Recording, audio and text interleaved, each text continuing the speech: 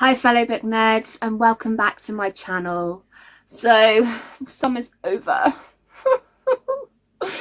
I loved summer so much. Me and my little boy, we'd done loads this summer and it was so sad to see him going back to school, but on the plus side, I have been spending a lot of time reading. I finally finished my Sarah J Maas set, which is behind me. I was so super excited to finally finish that. A little sad, I'll admit, because I didn't really want the story to end, but I think it ended super well. So I'm really looking forward to reviewing that for you in a couple of weeks. And today, however, I am going to be going through a book haul, which is long overdue. I think this is August and September all rolled up into one, so I'll try to make the video as short as possible. But if you see any that you like or that you've read, or even if you didn't like them really, I'd love to hear about them in the comments. I'm going to start with a book that I have already got a couple of copies of, to be fair, but I saw this one and it's just so cute. It's Little Women by Louisa M. Alcott. Wow. Just look at that. Isn't that gorgeous? I mean, it doesn't even look like it's been read. I just can't believe how gorgeous this copy is. Look at that illustration at the front. I mean, I absolutely love that. But for those of you who don't know about Little Women, it's basically about a set of sisters who have to overcome some quite tragic circumstances in their lives, to be honest. Some find love, some don't, and it is absolutely, it's a beautiful story, and it is one that's very close to my heart. The very first copy I've got of this was actually written to me by my late great-grandmother.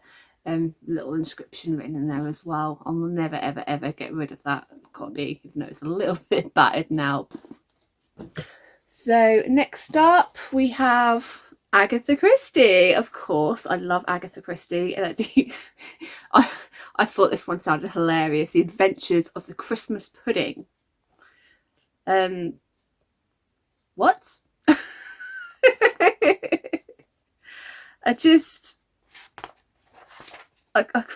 What?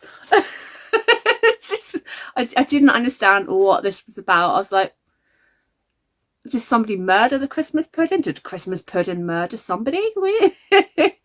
But the proof of the pudding is in the eating. The 6 stories in this book are further proof, if it were needed, that as hostess and chef, Agatha Christie can serve up a banquet which will satisfy gourmets of the detective story.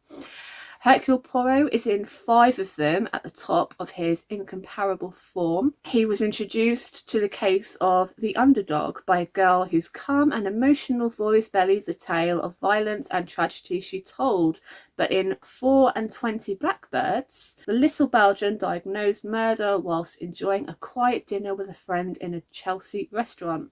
In The Adventure of the Christmas Pudding, he suffers his first experience of the traditional English Christmas. Ooh! In the 6th story, Greenshaw's Folly, Miss Marple's calmly and characteristically finds and solves murder on her doorstep and provides a story which adds further variety to the menu. I tell you what, that is actually a really clever hypnosis. So, oh, I do love a bit of Agatha Christie recently though. And I've watched loads of Poirot's TV programmes. I have still yet to watch any of Miss Marple's, but I have read a couple of Miss Marple books.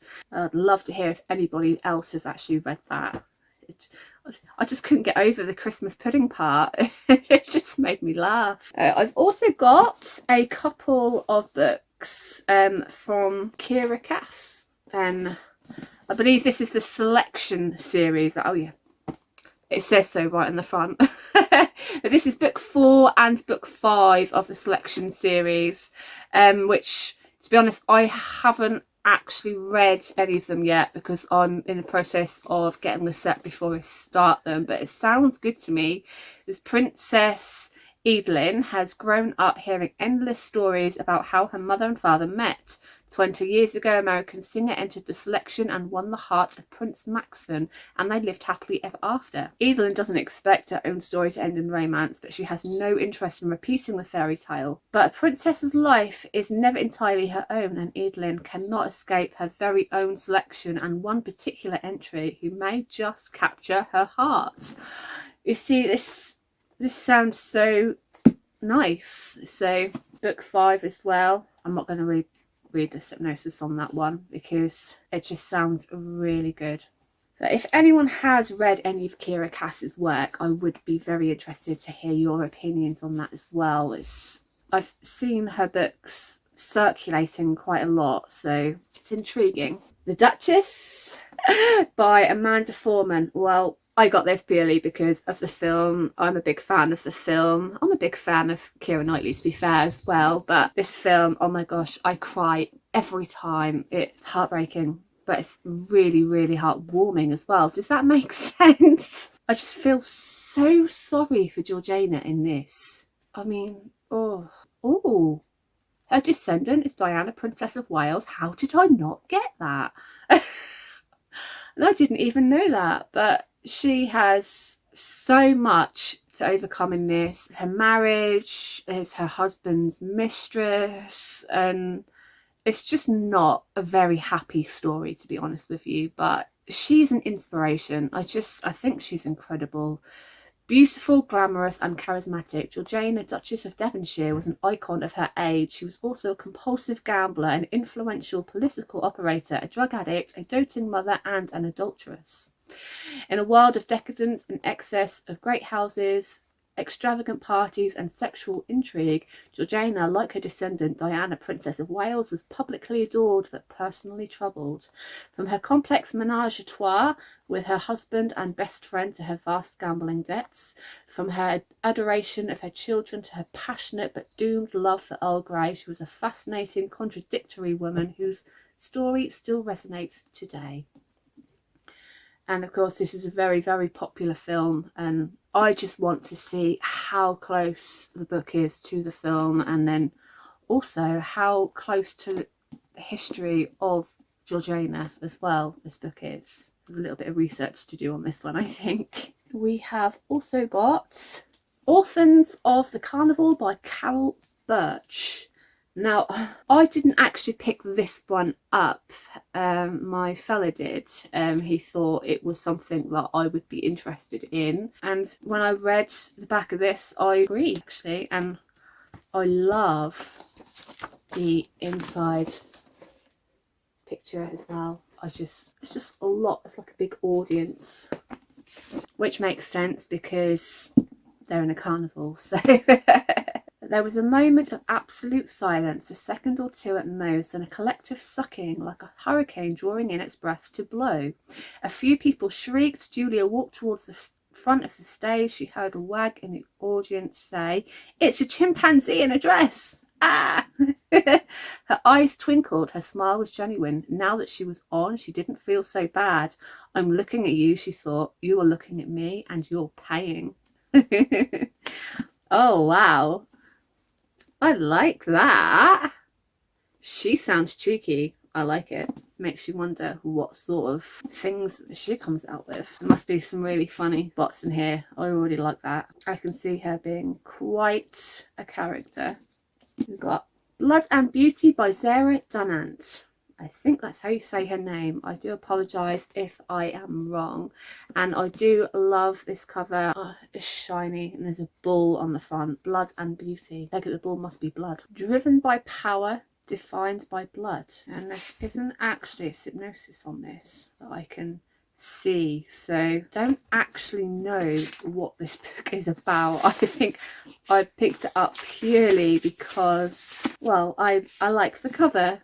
I think that's it. I just like the look of it. But I do believe, yeah, it's a historical fiction. So I do quite enjoy historical work. So if you have read this book or you know of this book, I would love to hear a little bit more about it. Next up is something a little different to what I normally read, but it looks quite interesting to me as well. And it is Queenie by Candice Carty-Williams. Now, it says, meet Queenie. Journalist, catastrophist, aggressive, expressive, loved, lonely enough. A darkly comic and bitingly subversive take on life, love, race and family. Queenie will have you nodding in recognition, crying in solidarity and rooting for this unforgettable character every step of the way. Like I said, it's not something that I would normally read, but it was also shortlisted for the Costa First Novel Award, so if it's good enough for Costa, it's good enough for me. Now, I'm pretty sure a lot of you are going to recognise this next book, and that is The Bane Chronicles by Cassandra Clare. Oh, and Sarah Rees Brennan and Maureen Johnson, sorry. Obviously, Bane is the warlock from Mortal Instruments set. I only know that because I have watched the film and I have also watched a lot of the series. I love him. I think Cassandra Clare's work is pretty genius. Not that I've actually read the books yet, but they are on my TBR shelf. That is on my list for this year. I say for this year, for sometime over the next couple of months, over the next few months.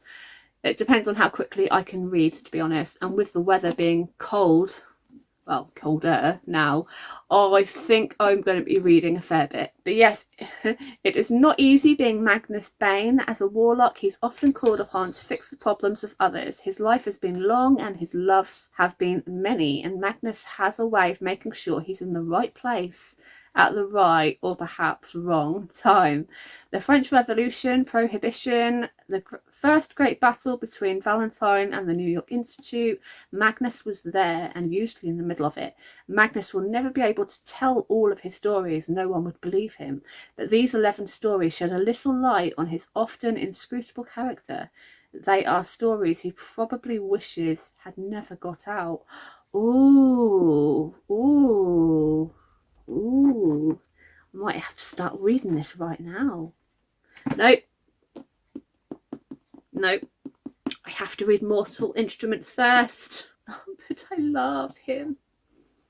He's one of my favourite characters in the TV series and film. Again, I've not yet read the books, so until I've read the books to know for sure whether I love him that much. But if the TV series has got anything to go by, I love him. He's a great character. I think it's hilarious. And the confidence as well. I'd love to have that confidence. Right. Next up, I have got a nice pile of Darren Shan books. Now again, I have only ever watched the film, which is obviously The Vampire Assistant, Cirque du Freak, which is basically about a boy who has a best friend who wants to be a vampire desperately, and he doesn't want to be a vampire but actually ends up becoming part vampire, and his best friend becomes vampirise, if I recall, which is the evil side of vampirism. And they basically have to save, well, they call them circus freaks. I wouldn't call them freaks personally, but that's what they're called in the story anyway. So, yeah, basically, it's a good story. Well, from what the film said of it, I think it was a bit strange. Hopefully the book will be a bit better, but it's intriguing anyway, so it's worth a try. And then you've got number 1, Master of Horror, which is Hell's Heroes. This is the End. I've not heard of this book, actually. Girl gazes up at me. She's even younger than I thought, clutching a small teddy bear in one hand. Are you the bogeyman? She whispers, eyes round. Yes, I croak, then take hold of her head with my huge, scarred, blood-soaked hands and crush. Oh, I don't like that. Barnabas and Dervish are gone. Beck has formed an unholy alliance with Lord Loss. Colonel is blind, held on earth against his will. Grubbs is mad with grief and spinning out of control. The demons are crossing, the disciples are falling, the shadow is waiting. Welcome to the end. Okay, that bit sounds a bit interesting, but I did not like the poor little girl. Oh, bless her. That's quite sad. But at the same time, I really want to know the context of it. And last but not least, in the Darren Shan set, I have got Vampire Blood, which is the trilogy of, let me just see, Cirque du Freak again. Ooh. The Vampire's Assistant and Tunnels of Blood. And then there's Vampire Rites, which has got Vampire Mountain, Trials of Death, and The Vampire Prince. And lastly, Vampire War, which has got, I should be wearing my glasses, Hunters of the Dusk, Allies of the Night, and Killers of the Dawn. I really should be wearing my glasses. I don't like myself in glasses though. So yeah, these are all following Darren Shan, who is the half vampire in the film that I watched, I believe. Yeah, so these are all following his story.